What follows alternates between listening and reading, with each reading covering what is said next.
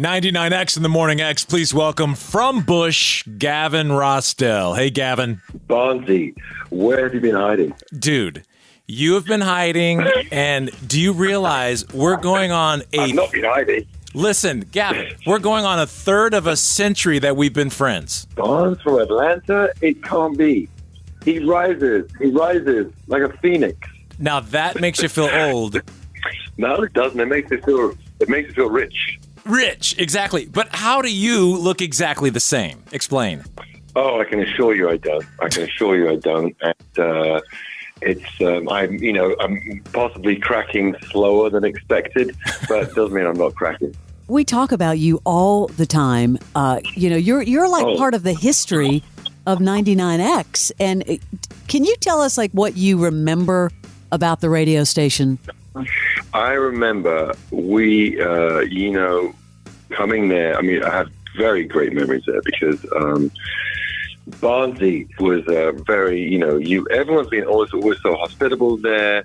We got into it, the whole Tom Glavine at the time. Yep. We were buddies. We were all in that kind of a bit of a scene. And it just felt really good. And somehow we kept on bouncing back to Atlanta. There was always these massive shows for you guys. And so it always felt like you just made up these big shows and we showed up and played them and had a ball. So it just felt this very supportive relationship. We'd come into town and have a great time socially, great people, and then have great shows. So there you go. That's my memory. I told this story the other day. The first time I met you was un-99X related. I met you in a freaking pub called Fido. That's right. Right. And we just struck up a conversation and a friendship that moment, which was so fun. Then you were like in on our fake bits. We did a fake concert one time and you did this whole bit with us. You know what I was doing in that pub is I was flown in to see Gwen. And she was staying somewhere. And I just was like, I'll come meet you in Atlanta. And I went to a pub, and that's where I met you at that pub. I went from that pub to some hotel. We looked it up. It was 1996 because I was trying to remember, and Gwen and No Doubt was playing at the International Ballroom. Right, there you go. And we all went to the show together, and then afterwards we went to a Roxy to some private Christmas party, and I have a picture. I'll post it from that night. It's crazy. Okay, good. Keep it PG. I won't share any of the behind-the-scenes stuff. Yes. So, by the way, Gavin, it's okay if you call him Barnsey throughout the rest of the interview. Okay, Fram. Fine with me. I do have another memory. Gavin, I don't know if you remember this or not, but we had you guys do something for 99X at the Hard Rock Cafe in Atlanta. And I think your tour manager brought in all the equipment as if you were playing Wembley Stadium, and it was freaking the loudest concert ever. We take 99X very seriously. We got to give you the Wembley show. What are you saying? You don't want the Wembley, you don't want the pub show, you don't want the bar show, you want the stadium show. We got one speed, full. Talking to Gavin Rossdale, they'll be in town with Candlebox and Jerry Cantrell September 1st at Chastain. And Gavin, as we mentioned, almost knowing each other a third of a century, and you're a father. How hard is it being rock star and dad? Because I'm sure your kids are like, there's dad on TV. Literally the two greatest gigs I could ever think of having in the world. It's up to me how I balance them. But the two greatest things, greatest joy, public work joy, fulfilling life, amazing kids. I'm very in a lucky camp, Is it hard bouncing between you and Gwen with kids? It's easy. This is numbers because we split it 50-50, so it's just literally a numbers game. And I look at all these things, that you can either... It's funny because I'm being in New York now, right? And I had played the Tonight Show, Jimmy Fallon the other night. It's fantastic with the strings. And I remember there was a long time ago when I was doing the Tonight Show for Jay Leno, and when he was out here, I know, well, maybe I was doing the Letterman show. Early on in my career, I was looking out the window and I was feeling really anxious, nervous for the performance, you know what I mean? And I remember looking out, I saw someone crossing the street. They had a lunch thing, a coffee, they looked super relaxed, had a great, easy day. And I was like, you can have that life where you don't have to create this pressure always for yourself. Like your job depends on pressure. And I was like, I kind of like it. I kind of like it. So I think that when you go for things, Barnsley knows this because we know Tom Glad and the whole sport angle. You got to go for stuff. You got to like go big, and going big just has its. You just make it work because it's so worth it. And highs are really high, and then you swoop low, but then you come back in. And I think that's why I can be in touch with music because you're living a full life. It's great to talk to you because we have so many memories of Bush. You guys were at the height of 99X in the 90s, and now 99X is back. This tour that you're doing, the Greatest Hits Tour, really exciting. The first time we ever heard Little Things was our friend Mike Jacobs sent it to us on a cassette. Oh, yeah. And I totally remember thinking, God, this song and this band sound amazing. And then, of course, you guys just blew up. Tell us about this cool tour.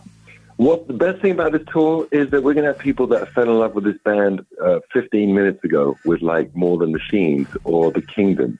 And the catalog is something that is there for them to discover.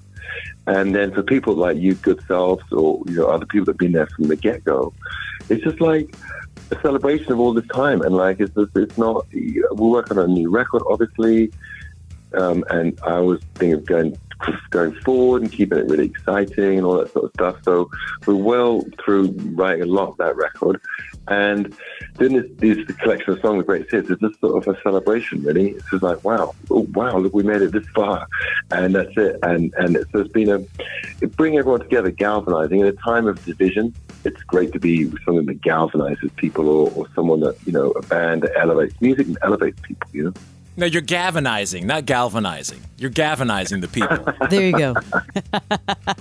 So you, Gavin Rossdale, and Bush were, fact, one of the biggest selling bands of the 90s. And I don't know the answer to this question, so since I have you, what happened to Bush? Why did Bush go away? Well, I think that what happens I always look at it like a carousel. And I think that, if you take it from my perspective, I didn't really particularly ever stop. I stopped at that those few years where I did the solo record and the Institute. But then, since then, it's been a strategic, endless kind of reclaiming of space, and in a fragmented world, it's hard to be heard. So I look at it like being on a carousel. And so sometimes you have to be the same throughout. You have to be really excellent, really making great music, good songs, and great performances. And sometimes you come into the light. Sometimes it gets, the zeitgeist just picks you up and everything is all at once. Like I've had a great time this week doing Jimmy Fallon. I did, the Today Show. I played this fantastic big radio festival Sunday. And everyone's like, man, it's so great to have you. And I'm like, I go, we would have come before. It's just life. You just take it as it is. And so, I don't know, it's all relative. I've had, it's like 26 hits now. There's like four just had a number one. I don't know how far away that is. It's as close as I can get. I mean, it's rock music. What are you going to do? So it's just a cycle. I get it. So it was just that part, and then it faded, and now it's back. Did you pick your special guest? The final one, no. We're still looking to, it's gone on with us, Jerry, and with Candlebox, but that kind of fourth opening slot, we're still kind of looking at a lot of different things, and I know I'd like it to be who I'd like it to be, but I'm waiting for them to grant me that. He's teasing us. It's always things aligning. You guys know how it is aligning. It's all aligning. I mean, for instance, not many labels want to play tour support anymore. But maybe this is a tour they would help a young band because it's good for them to be in front of so many people. One of the coolest things you do in the show, I always like when you go out into the crowd. And some bands, like some people are afraid of doing that. And you go sometimes deep in these sheds. You go way out where the people are on the lawn. Anything, or what's the weirdest thing that's ever happened to you when you've done that? The wild, sometimes it can get, a couple times it's gotten scary, which I never wanted to be scary. But one time I went out and it was just very slippery, and there's big crowds, and when they fall on top of each other, they can be pretty scary. So I've had one kind of moment where I was like, oh, damn, this is not good. Generally, it's about people, the funniest ones are some people, if you go way up, I like to go as far as I can, right? All the way to the back. So sometimes you go to the back and be someone like sat down, kind of like checking their messages, as you would.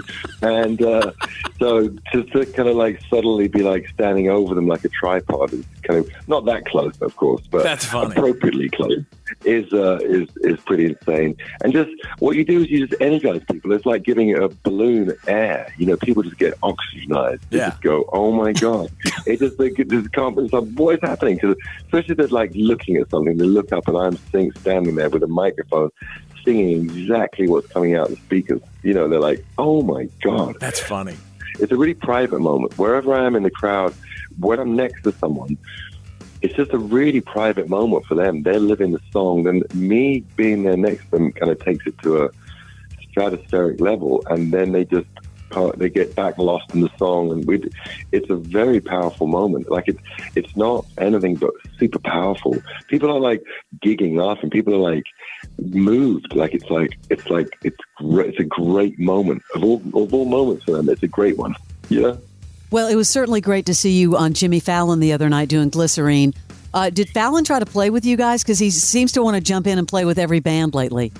I think that, I totally went there wanting to at least do a sketch and have a laugh with him or sit and talk. But I think that the Glycerine kind of ruins all that because it's just like it's on its own. You can't just play Glycerine and come back another time and chat. It was like, we'll do a skit. I thought we should have done a skit of like us crying or something, really sad about something, because it was like, well, you can't do a comedy skit and then be like, okay, here's Glycerine. It's just sort of filled, the gravitas is too much. So we just did that, and it was so beautiful. I wondered if anyone had done that much a cappella on TV. I thought it's cool to sing that long with just a voice. I was like, I don't know, I've heard that. I was like, are you okay? Is there something to help? I thought they'd freak out, but everyone was like, super gracious, super cool, and Jimmy was amazing and funny, and we had a laugh. That was it. I was really surprised that you went that long a cappella. I was like, oh, damn, bro, it's like without a net. Mm-hmm. It was great, though. I thought it was awesome. Yeah. Appreciate you coming on, and we look forward to seeing you soon in Atlanta. Thank you. Yes. All right. Thanks, guys. Great. All the best. Thanks, guys. Bye-bye.